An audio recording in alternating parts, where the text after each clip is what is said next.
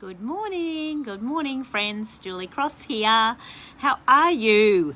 It's a chilly morning here in Redcliffe. Might be a bit of a chilly morning where you are now, but boy oh boy, I'm sitting here looking at a beautiful view. I think you can see some of it in the reflection here.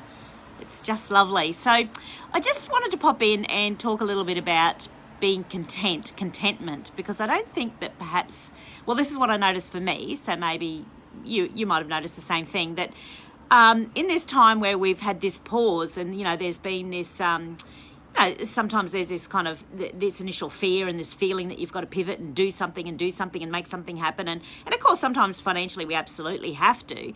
But then what I've noticed is in this pause is this, I've discovered this lovely contentment. There was this meme going on around on Facebook that it wasn't FOMO, the fear of missing out, it was JOMO, the joy of missing out. And I've got to tell you, I've experienced some of that. And I started thinking about this feeling of contentment, and it was almost like I had to sit with it for a while to discover what it was, because it was like, I almost felt guilty for feeling content, for feeling content doing so little, feeling content earning so little, feeling content, not having that holiday booked or anything to get excited, that next holiday to get excited about.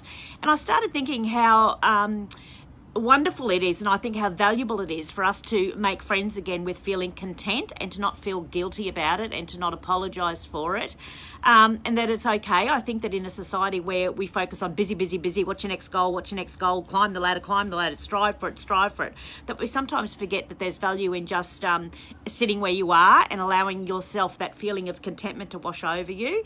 And what I've learned through this time too is that I've actually content with little, and that's a feeling that brings you peace and makes you feel secure. So, how content am I without all the applause from the stage? How content am I, knowing that my income's not regular at the moment and don't know when it's going to ramp up? And so I think that when you've got the ability and you find those emotional muscles to find peace in all of that and then feel content just with the ordinary, then that is so wonderful for our mental and emotional and spiritual health, to be able to do that, because then you're not needing external things all the time to validate you, to make you feel joy. And then the most wonderful thing happens, I think, from that foundation of contentment is that we do find the extraordinary in the ordinary moments, and some of you read that post I did the other day about Joyce Dixon, this lady I met along walking, who's had a walker all decorated, and we had this lovely moment of magical interaction. An ordinary moment that for me became an extraordinary moment of connection, of sharing, and I got to share it with you.